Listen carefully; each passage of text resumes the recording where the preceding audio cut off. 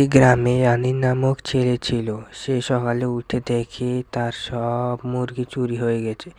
গ্রামের অধিবাসীরা তাকে জানায় যে আদনান নামের একটা চোর সব মুরগি চুরি করে নিয়েছে।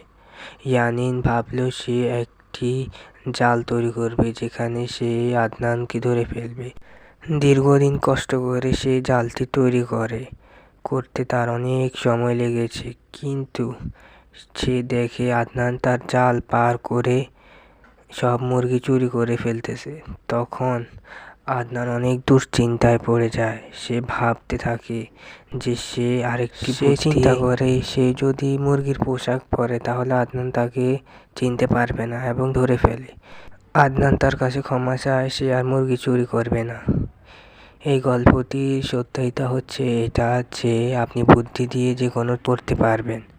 এই ভিডিওটি দেখার জন্য আপনাদের অনেক ধন্যবাদ। সাবস্ক্রাইব করে পাশে থাকবেন।